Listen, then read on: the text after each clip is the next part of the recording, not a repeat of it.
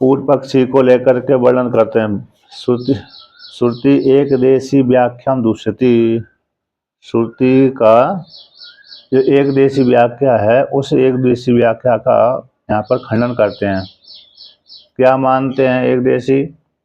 केचित् तु परमात्म विवक्षायाम एतम तु एव ते इति जीव आकर्षणम अन्यायम मन्यमाना एतम एव वाक्य उपक्रम सूचितम अपहत पापमत्वादि गुणकम आत्मानं ते भूयो अनुव्याख्यास्यामि कल्पयन्ति। तो कुछ ऐसा मानते हैं कि परमात्मा की विवक्षा में, कुछ वादी कहते हैं, एक देशी कहते हैं परमात्मा की विवक्षा में एतम तु एव ते, इसी को ही तुम्हारे लिए उपदेश करूंगा, इसमें इस वाक्य को लेकर के जीव का आकर्षण, जीव का जो आकर्षण खींचा गया है वो कैसा है? जीव का आकर्षण अन्यायम मन्यमान, अन्याय न्याय नहीं है। जीव को एतम तु एव व्याख्यास्यामा भूयो इत्यादि वाक्य के द्वारा जो जीव को लिया गया है श्रुति में, भाई जीव को परमात्मा का स्वरूप बोध कराया है। यहाँ पर जो जीव का खींचा गया, अभेद किया गया है अनुभूति है। पेज नंबर संख्या 633 नंबर पृष्ठ। तो यहाँ पर जो जीव को लिया गया है, अनुवृत्ति की गई, आकर्षण खींचा गया, अनुवर्तन किया गया, अनुवृत्ति की गई है, वो न्याय नहीं है। क्या नहीं है? न्याय नहीं है। जीव ईश्वर से भिन्न है। जीव कैसा? ईश्वर से भिन्न है, ऐसा पूर्व पक्षी वेद एक देशी मानता है। एतम एव, इसी को ही, तो एतम एव वाक्य उपक्रम सूचित है, इस वाक्य के द्वारा उपक्रम जो किया गया है वो सूचित अपत पापत्वादि गुणकम आत्मानम। तो ये कहते हैं कि एतम शब्द के द्वारा जो वाक्य के उपक्रम में सूचना दी गई जिसकी, ऐसा वो कौन है? अपहत पापमत्व गुण वाला है। अपहत पापमत्व आदि गुण जिसके हैं वो कौन है? परमात्मा। तो आत्मा को ही, ईश्वर को ही ते तुम्हारे लिए भूयो अनुव्याख्यास्यामि, मैं तुम्हारे लिए उपदेश करूंगा, ऐसी एक देशी वेदांत का एक देशी कल्पना करते हैं। इन जीवात्मा में और परमात्मा में दोनों का भेद है। जीव और परमात्मा दोनों एक नहीं है, ऐसा वो मानते हैं एक देशी। अब कहते हैं तेसाम, उन वादियों के मत में जो ऐसा मानते हैं कि जीव का एतम तु एव ते अनुव्याख्यास्यामि, इस वाक्य में जीव को लेना, अनुवर्तन करना ठीक नहीं है, न्याय नहीं है, अन्याय है। इसलिए एतम तु एव ते अनुव्याख्यास्यामि इस वाक्य के माध्यम से जीवात्मा न लेकर के परमात्मा को ले लेना चाहिए, ईश्वर को लेना चाहिए। तो ईश्वर की उपासना है, ईश्वर का उपदेश किया गया श्रुति ने, तो जीव और ईश्वर का भेद हो गया। तो ऐसे उन वादियों के मत में क्या हो गया कि तेसाम एतमिति सन्निहित अवलंबनी सर्वनाम श्रुति भी प्रकृष्येता। तेसाम वादी नाम, उन वादियों के मत में, यानी एक देशी वादी के मत में एतम जो पद आया है, एतम जो सर्वनाम पद आया है, वह सर्वनाम क्या बोलता है? सर्वनाम पद समीप का वाचक है, नजदीक। तो सर्वनाम शब्द पूर्व के परामर्शक होते हैं। किसके परामर्शक होते हैं? पूर्व के। तो यहाँ पर इसी को ही, तो यह सवर्ण एतम इति सन्निहित अवलंबनी, जो सन्निहित नजदीक का बोध कराती है। एतद शब्द नजदीक का बोध कराने वाला है, तद शब्द परोक्ष का बोध कराने वाला है, दूर का बोध कराने वाला। अद शब्द भी दूर का कराने वाला। इदम शब्द सामने का बोध कराता है। इदम शब्द, एतद शब्द ये नजदीक का बोध कराते हैं। तो यहाँ पर कहते हैं एतम शब्द, एतम शब्द एतद का रूप है, एक वचन एतद, उसी का एतम। तो यहाँ पर सन्निहित अवलंबनी नजदीक का बोध कराने वाला है। ये नजदीक का बोध कराने वाली सर्वनाम जो श्रुति है वो बाधित हो जाएगी। यदि यहाँ पर जीव का परामर्शन नहीं करेंगे तो ये सर्वनाम श्रुति कैसे हो जाएगी, बाधित हो जाएगी। इसलिए यहाँ पर एतम शब्द के द्वारा जीव ही लिया गया है। जीव जब उपाधि के संबंध का त्याग कर देता है तो फिर वही परमात्मा हो जाता है। स्थूल शरीर सूक्ष्म शरीर के अभिमान का जब त्याग हो जाता है जीवात्मा का तो वही जीव कैसे परमात्मा बन जाता है। इस प्रकार से, नहीं तो ऐसा नहीं मानेंगे जीव अलग है परमात्मा अलग है तो एक शब्द का समन्वय नहीं होगा। उक्तस्य पुनरुक्तु, कहे हुए कि पुनर्कथन भूये इति युज्यते, तभी संभव हो सकता है। जो पहले कहा गया था उसी को तुम्हारे लिए मैं उपदेश करूंगा। जो पहले पर्याय में जिसका मैंने उपदेश किया था उसी को मैं तुम्हारे लिए पुनः उपदेश करूंगा, तभी ये वाक्य संभव हो सकता है जब जीव का ही अनुकर्षण होगा, अनुवृत्ति होगी। अब पुनः और कहते हैं भूयः श्रुतिश्च उपरद्येता, और जो भूय श्रुति है ये भी भूय भूयस, भूयस जो पद आया है श्रुति वाक्य में भूय अनुव्याख्यास्यामि, तो ये वाक्य भी कैसे बाधित हो जाएगा। यदि जीव का उपदेश नहीं मानेंगे, जीव की अनुवृत्ति नहीं मानेंगे तो एतब शब्द भी बाधित हो रहा है और भूयस शब्द भी कैसे हो रहा है, बाधित हो रहा है। और पर्यायांतर,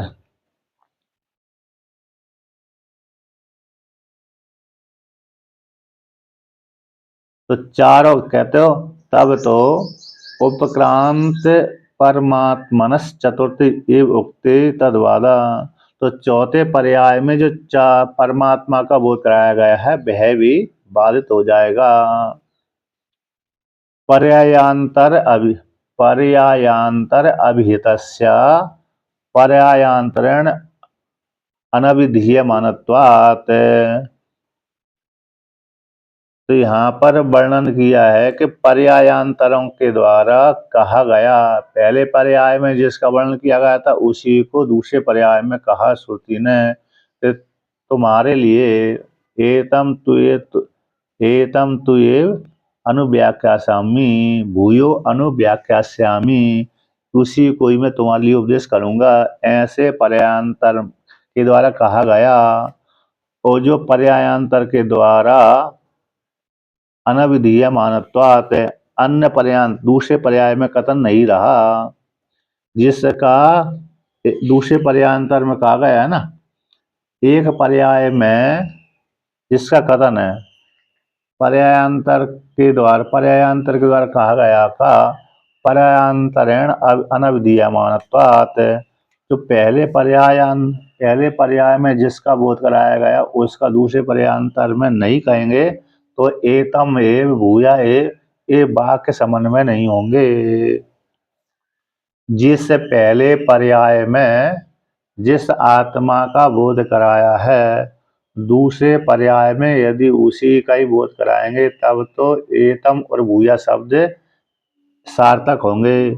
यदि पहले पर्याय में अन्य का बोध कराया है दूसरे पर्यायों में अन्य का ही भिन्न का बोध कराया है तो एतम भूया इस प्रकार के जो समन्वय नहीं होगा। तो पर्यायांतर के द्वारा अनविधीयमान हो जाने से तो एतम तो एवते इति च प्रतिज्ञाय प्राक चतुर्थात् परायाद अन्यम अन्यम व्याचक्षाणस्य प्रजापति प्रातारकम प्रसज्जेता। तो यहाँ पर पहले पर्याय के द्वारा जिसका बोध कराया है और दूसरे पर्यायांतर के द्वारा भिन्न का बोध कराया है, तो दूसरे पर्यायांतर द्वारा पहले पर्याय को नहीं मानेंगे तो एतम तो एव है ना, इसी को ही मैं तुम्हारे लिए उपदेश करूंगा। ऐसी प्रतिज्ञा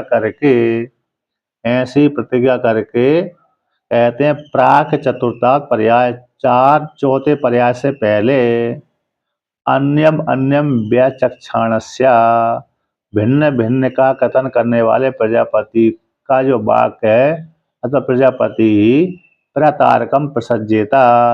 प्रतारकम प्रतारकम बोलते हैं मिथ्यावादी, मिथ्यावादी प्रजापति हो जाएंगे। एतम तु एवते अनुव्याख्या भूयो अनुव्याख्यास्यामि, ऐसा प्रतिज्ञा करके फिर दूसरे पर्याय में किसी दूसरे का ही बोध करा दिया, तीसरे में तीसरे का ही बोध करा दिया, चौथे में किसी चौथे का ही बोध करा दिया।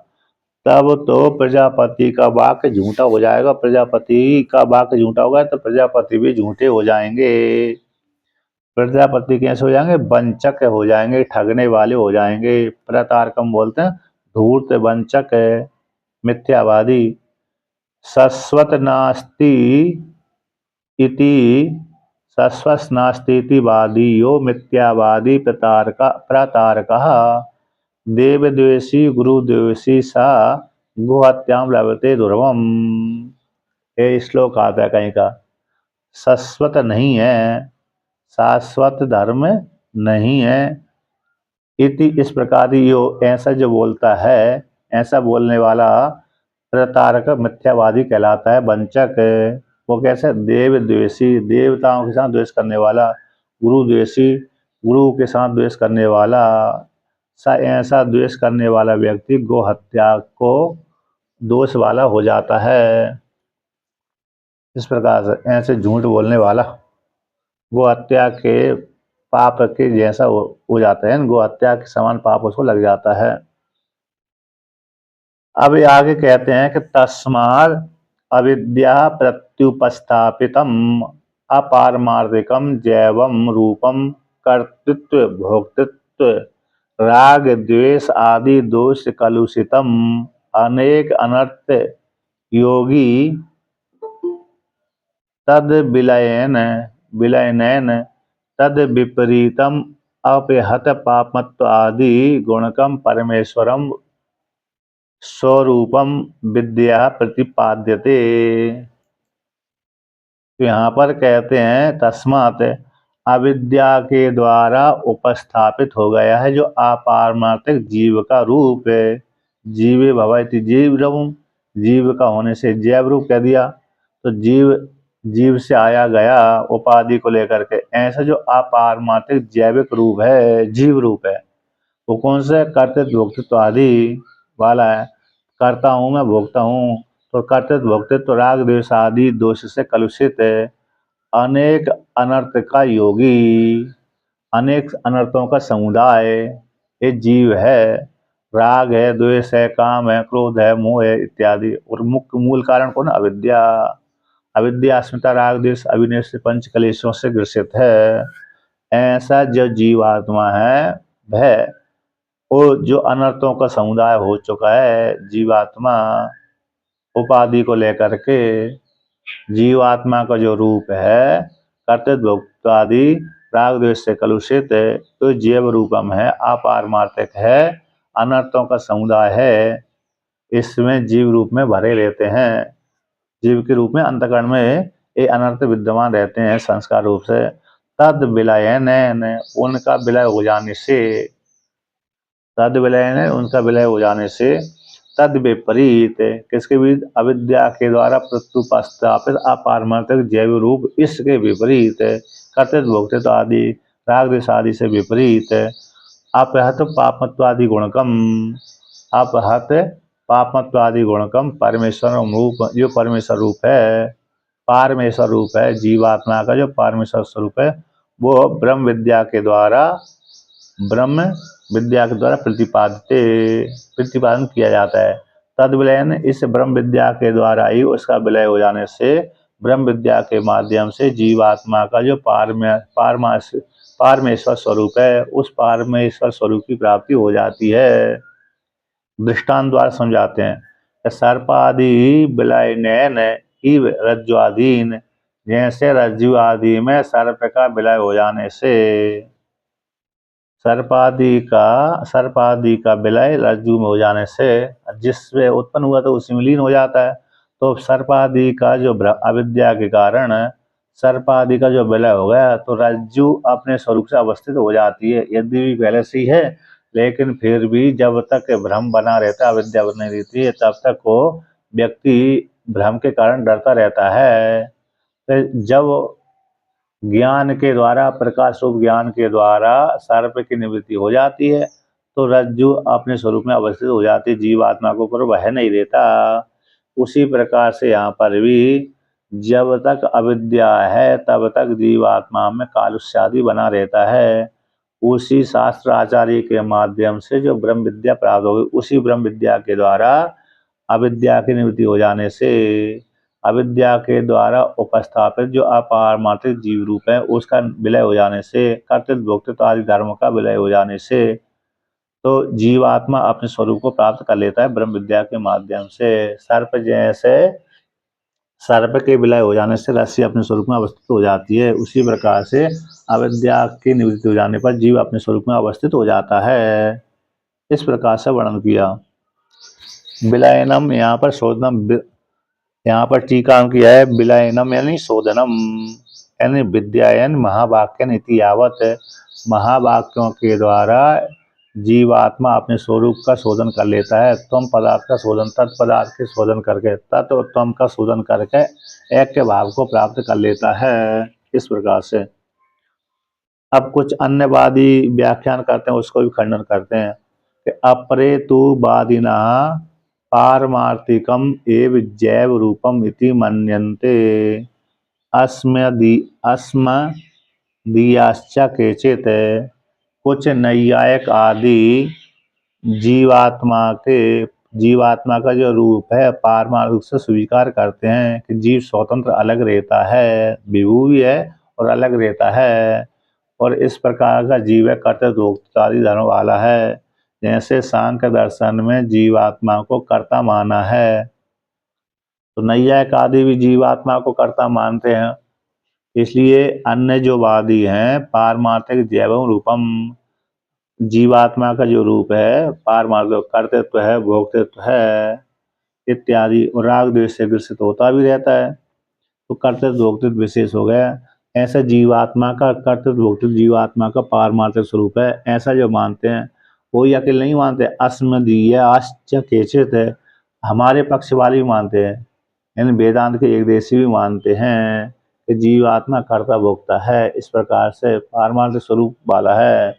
नैयायिक आदि तो मानते हैं, साथ साथ वेदांत के एक देशी भी मानते हैं। तो वेदांत के एक देशी में कौन आ जाते हैं, कहते हैं ये वैष्णव मत आ जाता है, उसमें वैष्णव आदि मत को लेकर के आता, भक्ति प्रपंच वृत्तिकार आदि को मान लेते हैं। वृत्तिकार आदि के माध्यम से जो भक्ति करते हैं वो जीवात्मा को स्वतंत्र रूप मानते हैं, अलग है, ईश्वर अलग है, जीवात्मा अलग है, इस प्रकार से भक्ति करने वाले मानते हैं।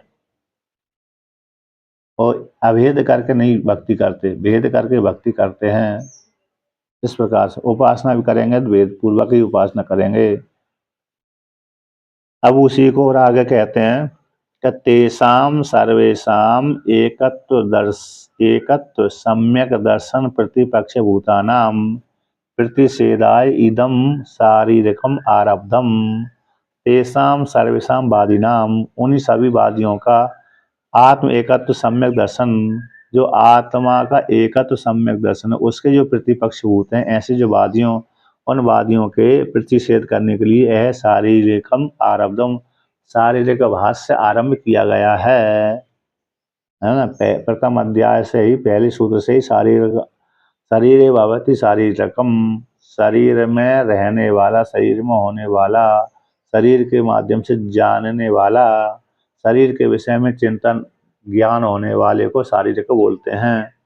शरीर के माध्यम से जिस स्वरूप को बोध कराया जाता है वो शारीरिकम है।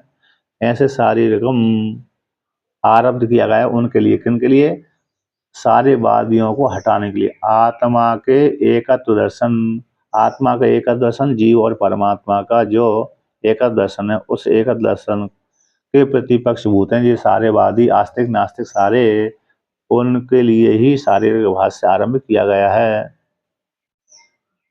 टीका में है किंतु ये संसार को सत्य मानते हैं। ये मूल सूत्र को ही शारीरिक भाष्य कहते हैं संत जी। हाँ, ब्रह्म सूत्र जीव के विषय की चर्चा है, इसी शारीरिक भाष्य कहलाती है।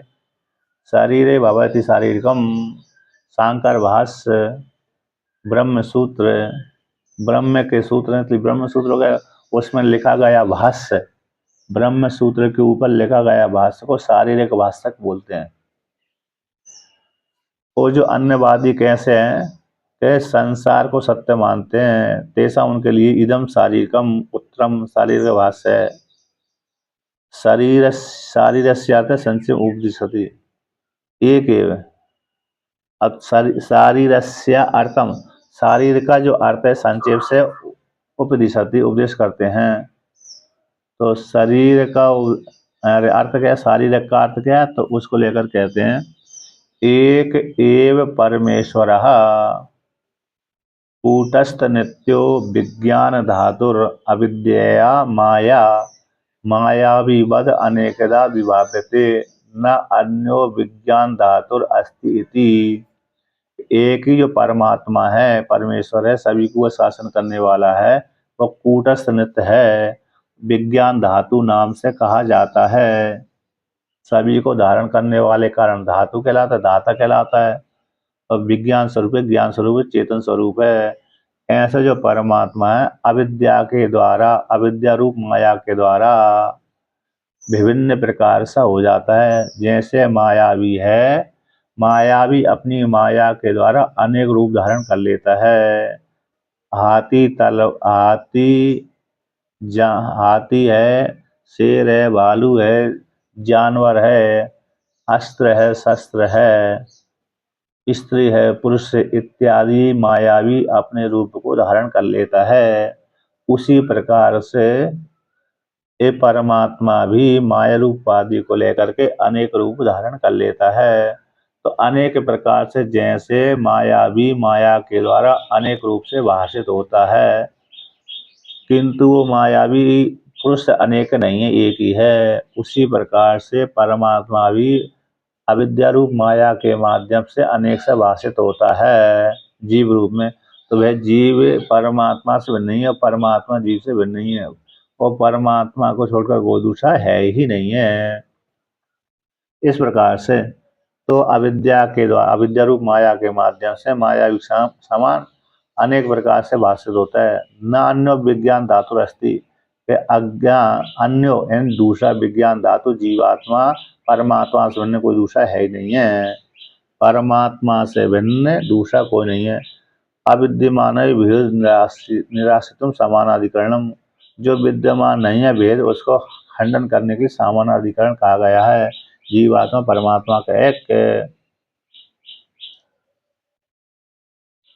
टीका में आया है 635 नंबर पृष्ठ पर पहली पंक्ति, आवरण विक्षेप शक्ति रूप द्वय।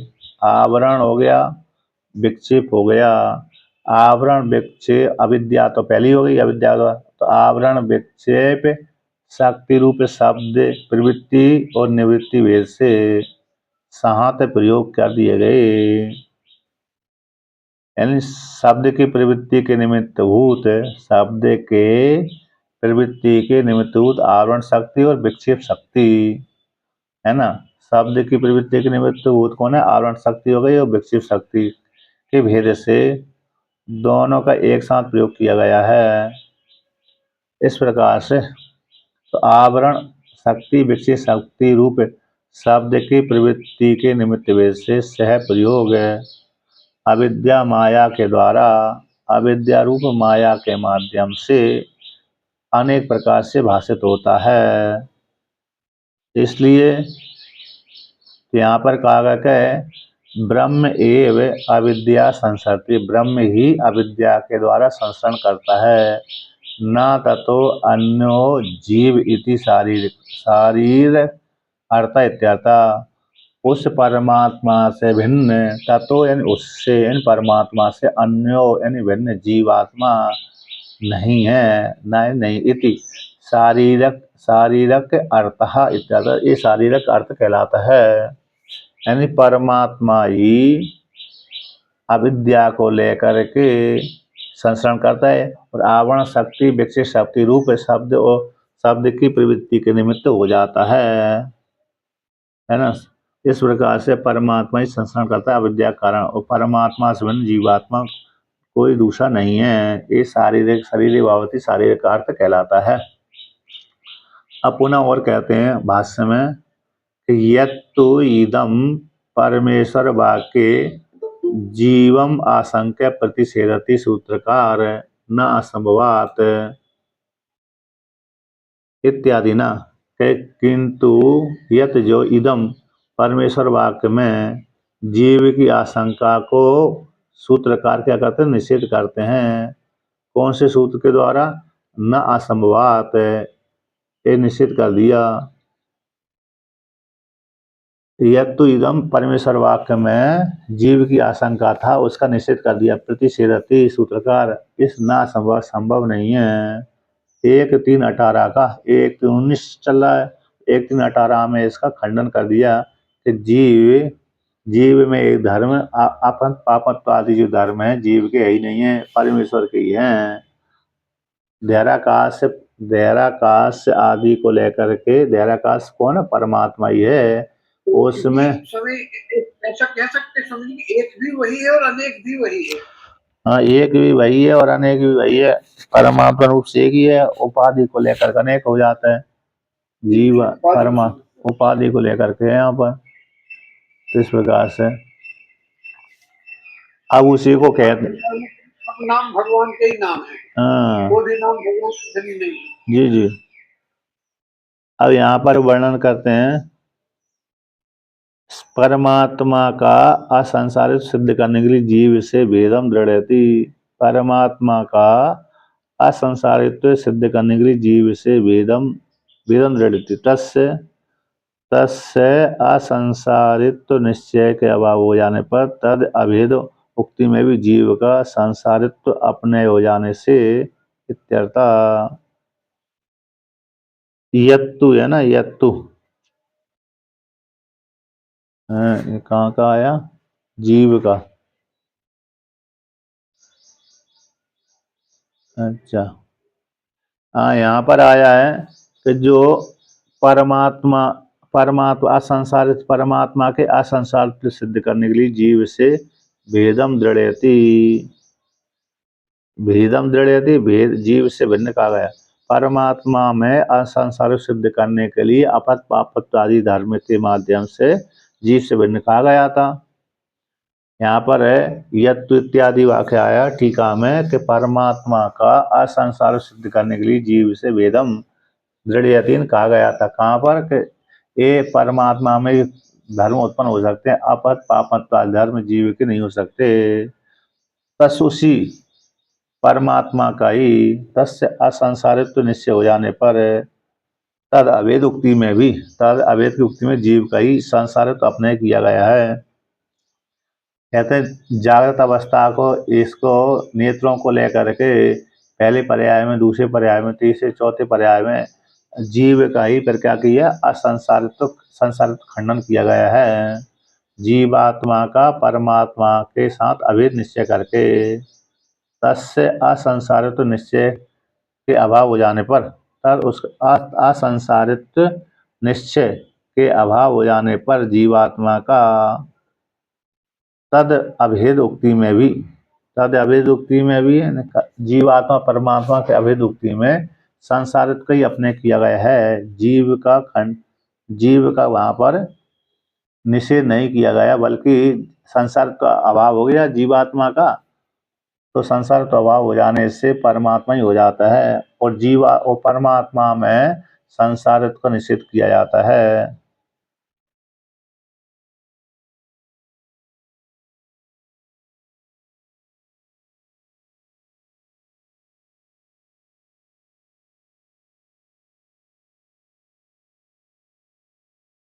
परमात्मा असंसारी है, जब तक ऐसा निश्चय नहीं हो जाए तब तक उससे जीव अभिन्न है। ऐसा कहने से भी जीव का संसारित्व तो नहीं मिट सकता। अच्छा, परमात्मा असंसारी है, जब तक ऐसा निश्चय नहीं हो जाए तब तक उससे जीव अभिन्न है। ऐसा कहने से भी जीव का संसारित्व तो नहीं मिट सकता। टीका में यहाँ पर कहते हैं तस्य उसका असंसारित्व निश्चय न होने पर। किसका? परमात्मा असंसारी है। यहाँ पर तस्य असंसारित्व निश्चय के अभाव हो जाने पर असंसारित्व का निश्चय उस ईश्वर का, आत्मा का, परमात्मा संसारी है, उसका जब तक ऐसा निश्चय न हो जाए तब तक है असंसारित्व निश्चय के भावना होने पर तद अभेद उक्ति में तद अभेद उक्ति में जीवात्मा परमात्मा में कोई भेद नहीं है ऐसे कथन किए जाने पर जीव का जो संसारित्व है अपनय हो जाता है। तो अपनय कैसा? तो जीव का संसार अपनय कैसे? यहाँ पर हिंदीकार कहते हैं कि कहने मात्र से अपने नहीं होता। जीव का संसारित्व तो नहीं मिट सकता कहने मात्र से। संसारित्व और प्रतिबिंब में स्वामी जी भेद सा लगता है, पर भेद है नहीं वास्तव में। प्रतिबिंब बिंब से भिन्न है ही नहीं। यहाँ पर मतलब पूर्व पक्षी का मतलब यहाँ पर ये वर्णन करते हैं कि जीव में, यद्यपि जीव में और परमात्मा में भेद कब सिद्ध किया गया था कि परमात्मा में संसार तो हटाने के लिए। जब परमात्मा से संसार हट गया, अब जीवात्मा को परमात्मा के साथ अभेद सिद्ध कर दिया। अभेद सिद्ध करने के पश्चात कहते हैं कि जब अभेद उक्ति में भी जीव का संसारत्व का अपने तब तक नहीं हो सकता, कहने मात्र से अपने नहीं होता, कहने मात्र से अपने नहीं हो सकता। यद्यपि विचार के माध्यम से ही जीवात्मा का परमात्मा के साथ अभेद का संसार का निवृत्ति हो जाती है। जीवात्मा और परमात्मा के अभेद चिंतन से, किससे? अभेद चिंतन से ही जीव का संसार की निवृत्ति हो जाती है। इस प्रकार से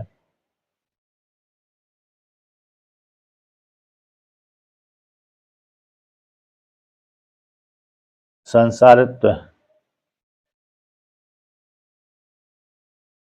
जीव का संसार अनपायत। अच्छा, अरे अनपायाद, अपायन हट जाना, ना अपायन ना हट जाना।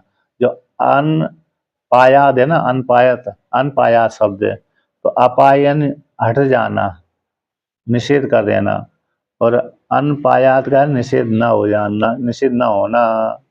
इसलिए यहाँ पर कहते भेद के कथन होने पर यद्यपि परमात्मा असंसारित्व है, वो ऐसा उसके निश्चय न होने पर तो और फिर अभेद का मतलब जीव उससे भिन्न नहीं, परमात्मा असंसारी है। जब तक ऐसा निश्चय नहीं हो जाता है तो असंसार को निश्चय न होने पर फिर बाद में संसारित को निश्चय, असंसार निश्चय हो गया, तो जीवात्मा परमात्मा का अभेद के कथन होने पर भी जीवात्मा का परमात्मा के साथ अभेद कथन किए जाने पर भी असंसारित जीव का जो संसारित्व है अनपायाद का यानी कहने मात्र से अभेद जीवात्मा और परमात्मा के अभेद उक्ति में भी कथन किए जाने पर भी जीव का संसार की निवृत्ति नहीं होती। कथन मात्र से नहीं होती, विचार करने पर हो जाती है।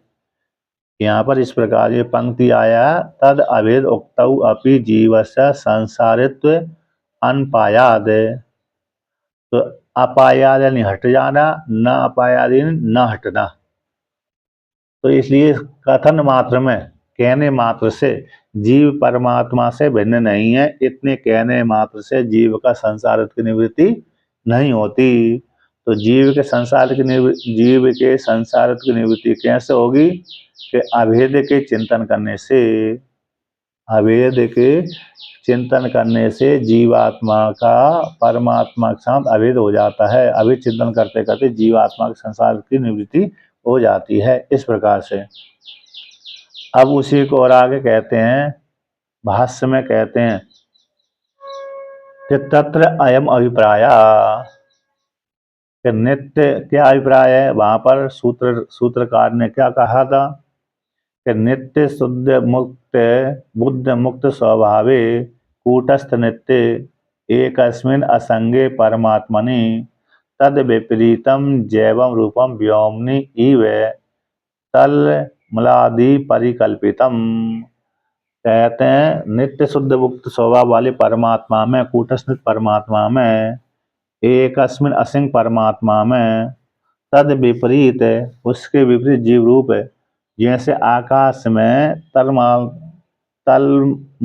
मलादि की कल्पना कर लेते हैं बालक, जैसे व्योमनि इव तल मलादि परिकल्पितम। तो जैसे आकाश में काले बादल को लेकर के, आकाश काला है ना, बड़ा कढ़ाई, इंद्र की बड़ी कढ़ाई है, जैसे कढ़ाई में हम भोजन बनाते हैं ऐसे उसी प्रकार इंद्र देवता ने बड़ी कढ़ाई रखी, उसमें भोजन बना रहा है, तो जिस कढ़ाई काली, उसकी जो कढ़ाई है काली हो गई, तो ऐसी कल्पना कर लेते हैं। तो जैसे आकाश स्वच्छ निर्मल होता हुआ भी उसमें नीला आदि काला आदि आरोप कर देते हैं, उसी प्रकार से परमात्मा तो नित्य शुद्ध मुक्त स्वभाव वाला है, कूटस्थ होने पर भी एकस्मिन् असंग परमात्मा में उसके विपरीत परमात्मा से जीव रूप की कल्पना कर लेते हैं। कौन?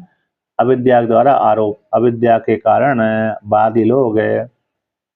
इस प्रकार से वास्तव में जीवात्मा में भेद नहीं है, जीवात्मा परमात्मा में भेद नहीं है। तो अधिष्ठान का कल्पितत्वात् भेदे अपि कल्पितस्य अधिष्ठानात् न पृथक सत्वम। तो यहाँ पर कहते हैं, क्या कहते हैं कि तो कल्पित अधिष्ठान से, कल्पित वस्तु का अधिष्ठान से पृथक अस्तित्व नहीं है। तो अधिष्ठान का कल्पितत्व भेदे, कल्पित रूप से भेद का कल्पित हो जाने से, कल्पित का अधिष्ठानात् न पृथक सत्वम,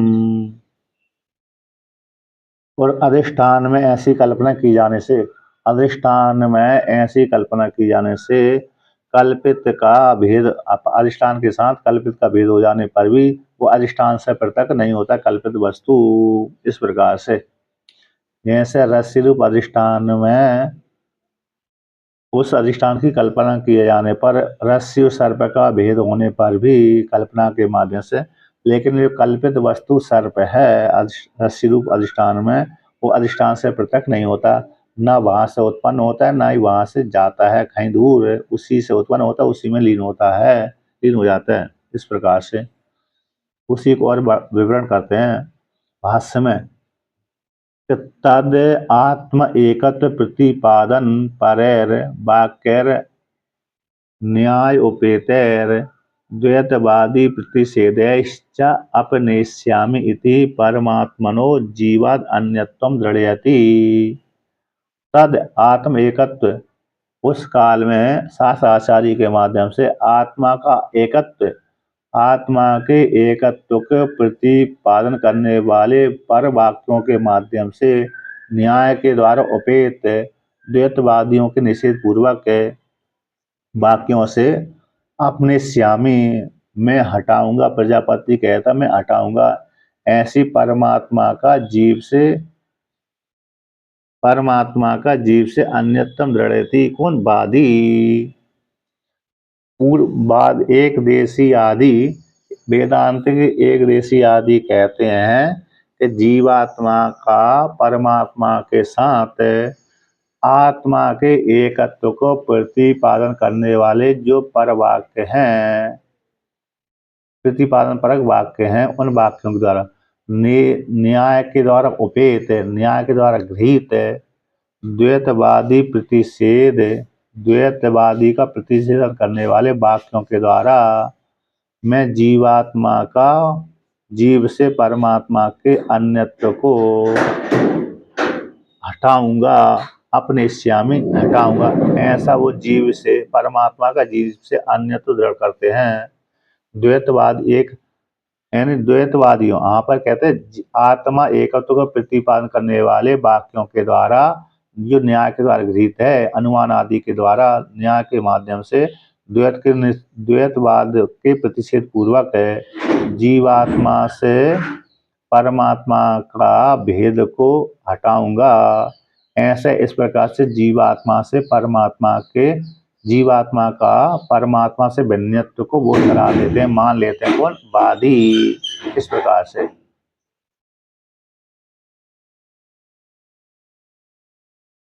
इस आशय परमात्मा का जीव से भिन्न भिन्न का बोध करा देते हैं। जीव अलग है, परमात्मा अलग है, भेद जड़ करते हैं। और वादी, यहाँ पर वादी आएंगे, ठीक है ना।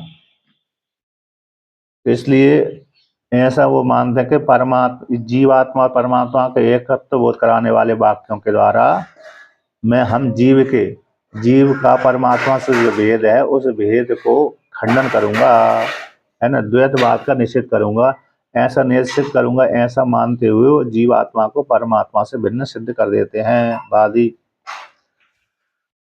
इसलिए जीवस्य तु नः परस्माद अन्यत्वम प्रतिपिपादिशति, कहते हैं जीवात्मा का, किंतु जीव का न परमात्मा से अन्यत्व प्रतिपादिष्यति।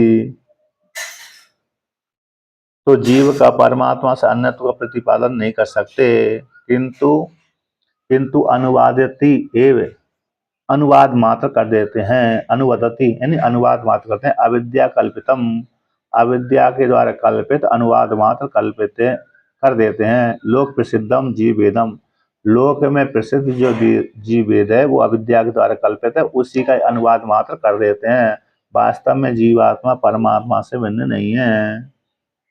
लोक प्रसिद्ध जीव का भेद, लोक प्रसिद्ध जीव भेद का केवल अनुवाद करते हैं, वास्तव में जीवात्मा परमात्मा से भिन्न नहीं है।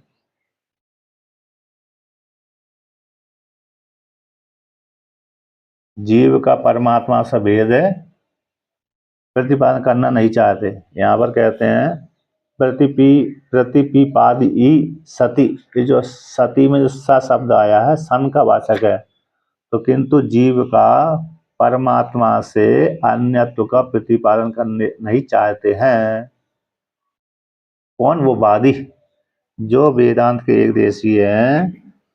ऐसे वो जीवात्मा का परमात्मा से अन्यत्व को प्रतिपादन करना नहीं चाहते, प्रतिपादन करने की इच्छा से नहीं कहते, किंतु कहते हैं अविद्या के द्वारा कल्पित लोक प्रसिद्ध जो जीववेद है उस जीववेद का ही वो अनुवाद कर देते हैं। ऐसा वो वेदांत के एक ऋषि मानते हैं। एवं ही स्वाभाविक कर्तृत्व भोक्तृत्व आदि भोक्तृत्व अनुवादेन प्रवृत्तः कर्म विदयो न वृद्ध्यन्ते इति मन्यन्ते। एवं इस प्रकार से स्वाभाविक जो कर्तृत्व भोक्तृत्व आदि का अनुवाद से प्रवृत्त जो कर्म विधियां हैं जीवात्मा में वो विरोध को प्राप्त नहीं होती, इस प्रकार से वो मानते हैं। इस प्रकार से वो मानते हैं। अब यहाँ पर आगे कहते हैं कि सिद्धांत में क्या है कि प्रतिपाद्यम तु शास्त्रार्थम आत्म एकत्वम दर्शयति। तो प्रतिपाद्य जो परमात्मा है, शास्त्र के अर्थ है जो आत्मा का एकत्व है, उसको इस सूत्र के द्वारा दिखलाया है। शास्त्र दृष्टया तु उपदेशो वामदेवत, शास्त्र की दृष्टि से ही जीवात्मा वामदेव शास्त्र की दृष्टि से उपदेश किया गया है। कैसी दृष्टि से? कि वामदेव ने जैसा कहा है, वामदेव ऋषि ने जैसा कहा, मैं सूर्य हुआ था, चंद्रमा हुआ था, अग्नि हुआ था, इंद्र देवता हुआ था, मैं ही मन हुआ हूँ।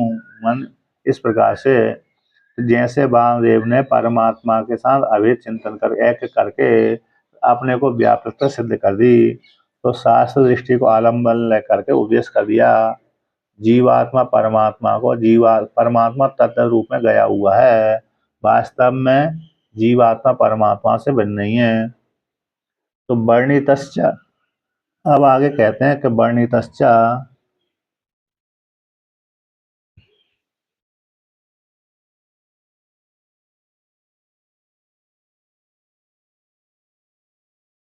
वर्णितश्च अस्माभिर्विद्वद अविद्वद भेदेन कर्म विधि विरोध परिहारा।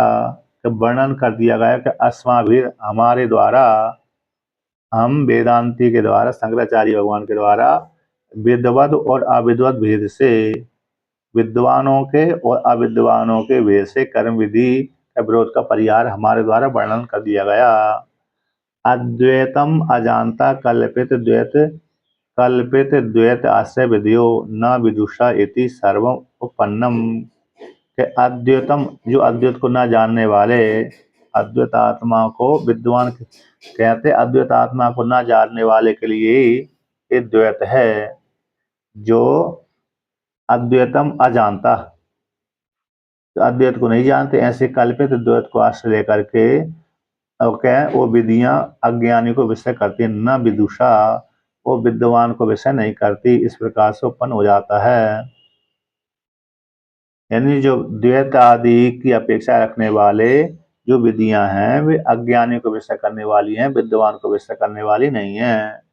इसलिए यहाँ पर जीवात्मा का ऐसा रूप है, अज्ञानता को लेकर कहा गया है, और जीवात्मा फिर अपने उपासना आदि के माध्यम से, ज्ञान आदि के माध्यम से फिर जीव अपने स्वरूप को प्राप्त कर लेता है, शास्त्राचार्य के माध्यम से, और क्या कर लेता है, स्वरूप को प्राप्त कर लेता है जीवात्मा। इस प्रकार से वर्णन किया। अपना अगला सूत्र पाठ करते हैं कि अन्यार्थश्च परामर्शः, अन्यार्थस्य परामर्शः,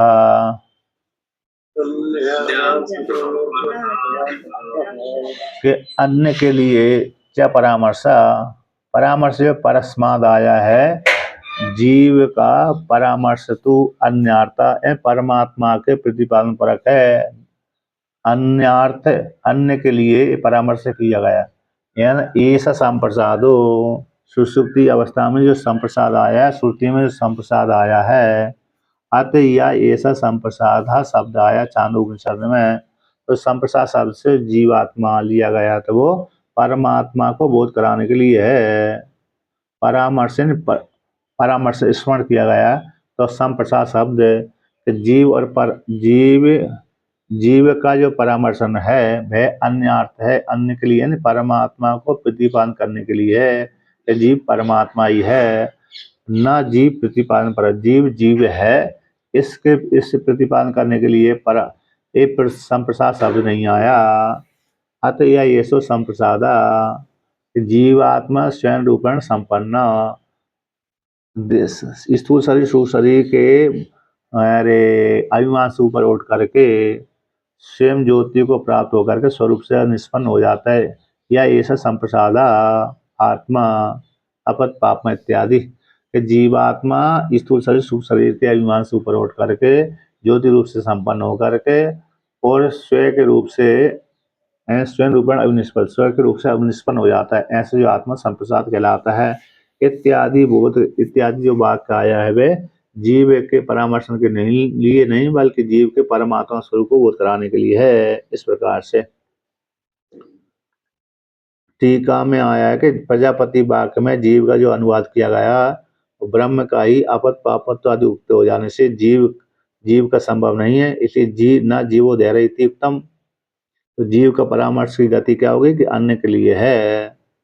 प्रजापति के वाक्य में जीव का जो अनुवाद किया गया है वह ब्रह्म का ही आपत पापत्व खत्म हो जाने से जीव में वो संभव नहीं है, इसलिए जीव धैर्य का शब्द के द्वारा वाच्य नहीं है। तो जीव का परामर्शन क्यों किया गया कि अन्य के लिए है, यानी जीवात्मा के परमात्मा को स्वरूप को बोध कराने के लिए है। इस प्रकार से अब भगवान भास्कर व्याख्यान करते हैं कि अतयो देहर वाक्य से जीव परामर्शो दर्शिता, कि देहर वाक्य में जो जीव का परामर्शन दिखलाया गया था, यो तो कौन सा वाक्य वो, अत या ऐसा संप्रसादा इत्यादि, के अब ऐसा जो संप्रसाद है, ये संप्रसाद शब्द जीवात्मा का वाचक है, परमात्मा का वाचक है। सम्यक रूप से प्रसन्न हो जाता था जीवात्मा परमात्मा के साथ एकीभूत होने पर ही क्या सम्यक रूप से प्रसन्न होता है। सुसुप्ति अवस्था में जीवात्मा परमात्मा के साथ एकीभूत हो जाता है। सदा सौम्य तथा संपन्न भक्ति, सा देहरे परमेश्वरे व्याख्यायमाने न जीवो उपासना उपदेशो न प्रकृति विशेष उपदेश इति अनर्थकम प्राप्नोति। धैर्य परमेश्वर के व्याख्यान किए जाने पर, व्याख्यान मान धैर्य परमेश्वर में, जीव की उपासना तो जीव की उपासना है और ना ही प्रकृत उपदेश जीवात्मा का प्रकरण है। इति अनर्थकम न प्राप्नोति।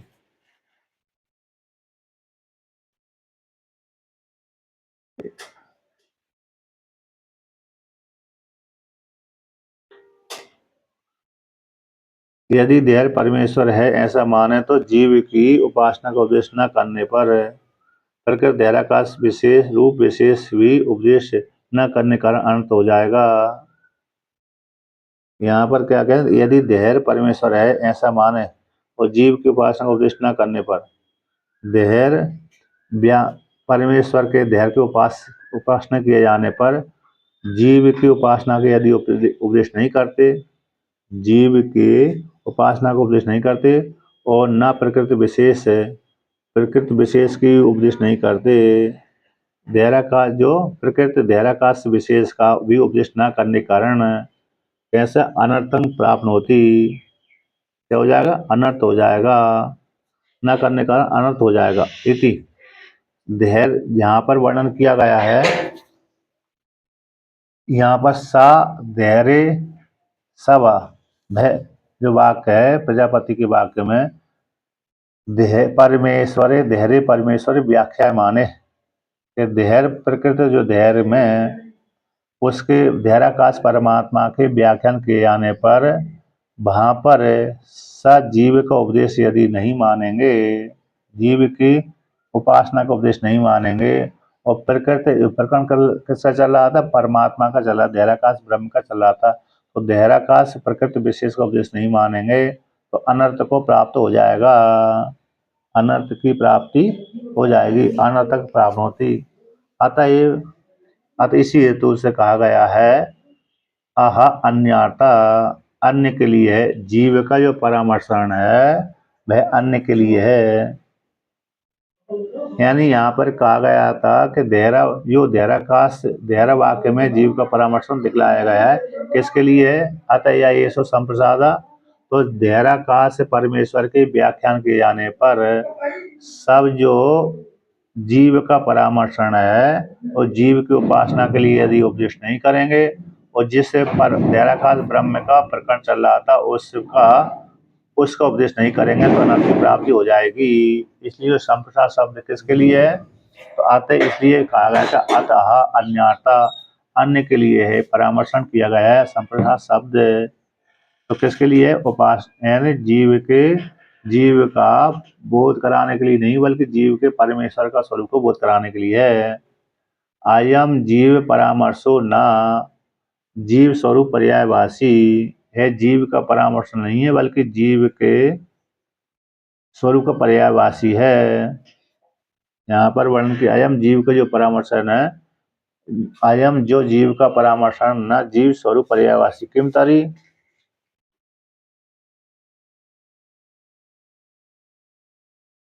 ये सो संप्रसादो इत्यादि वाक्य में अयम जीवो परामर्श, तो जीव का जो स्मरण किया गया है, बोध कराया गया, वह जीव के स्वरूप को पर्यायवासी नहीं है, किम तरी है, परमेश्वर स्वरूप पर्यायवासी।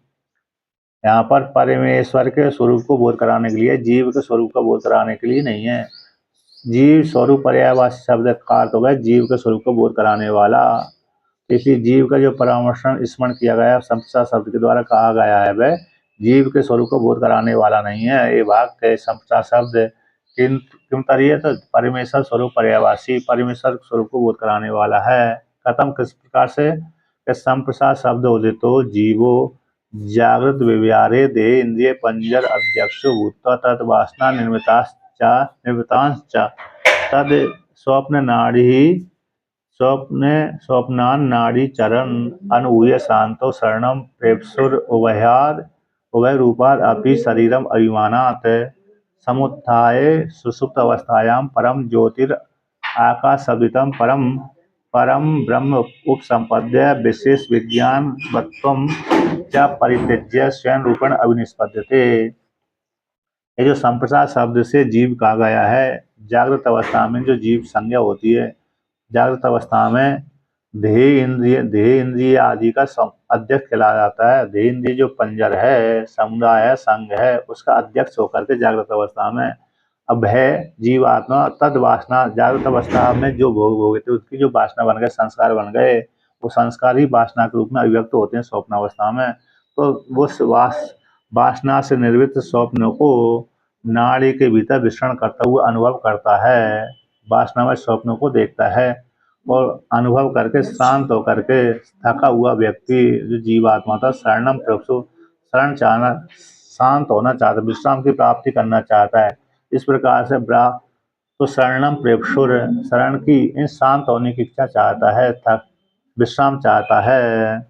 तो विश्राम प्राप्त करने की इच्छा से उभय रूपाद दोनों प्रकार का अभिमान, स्थूल शरीर और सूक्ष्म शरीर के अभिमान से उभय रूप है, दोनों स्थूल शरीर सूक्ष्म शरीर उन दोनों प्रकार शरीर के अभिमान से भी ऊपर उठ करके। तो यहाँ पर दो प्रकार, एक नंबर टिप्पणी में आया है स्थूल शरीर अभिमान और सूक्ष्म शरीर का अभिमान। इस प्रकार के शरीर दो तरह के अभिमान होते हैं, अथवा तादात्म्य अभिमान अथवा संबंध अभिमान। एक तादात्म्य अभिमान होता है स्थूल शरीर के साथ तादात्म्य अभिमान, और संबंध अभिमान संबंध को लेकर के अंतःकरण के साथ संबंध बन गया आत्मा का, स्थूल शरीर के साथ है, स्थूल शरीर के साथ सूक्ष्म शरीर का साथ संबंध है और सूक्ष्म शरीर के साथ है आत्मा का संबंध है। इसलिए संबंध अभिमान।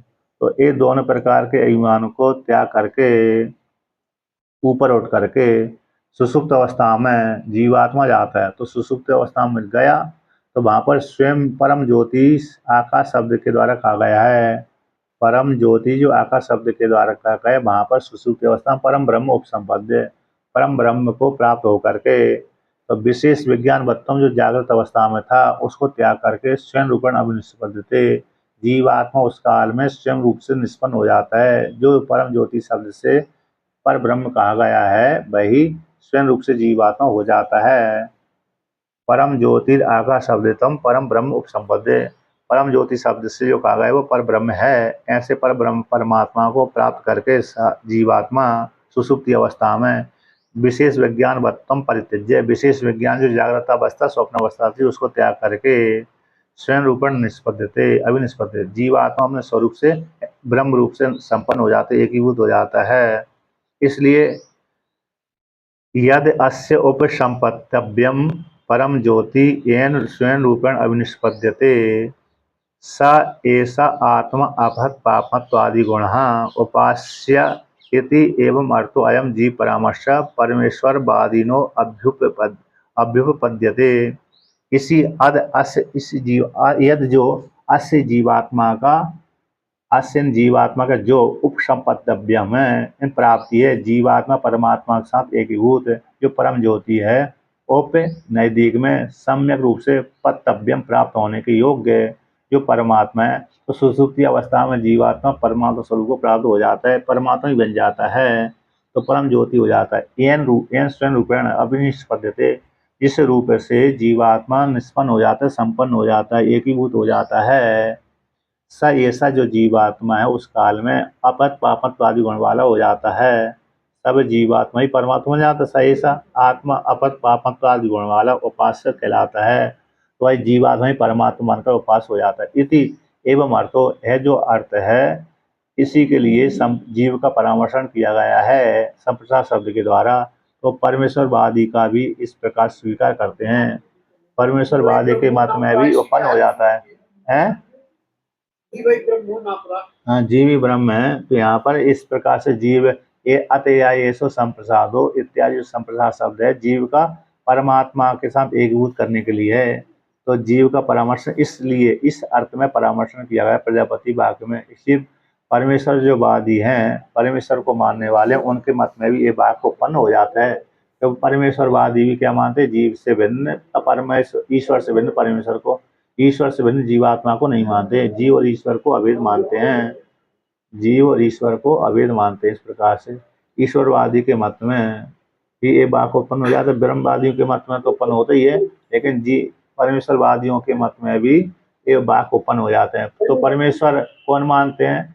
नैयायिक ईश्वर है रे, ईश्वर जो मानने वाले हैं नैयायिक और सांग योग दर्शन वाले दो ईश्वर को मानते हैं। वेदांती मानते हैं, 3 जने ईश्वर को मानते हैं, नैयायिक और योग दर्शन वाले और वेदांती। और ब्रह्म वेदांती तो मुख्य वेदांती है ही है। तो इस प्रकार से जीव का परामर्श यहाँ पर हो जाता है कि जीवात्मा जब परमात्मा के साथ एकीभूत हो जाता है तब अफत पापत आदि गुण वाला होता है, वही उपास्य है। इस प्रकार से वर्णन किया। अब आगे का पाठ कल करेंगे।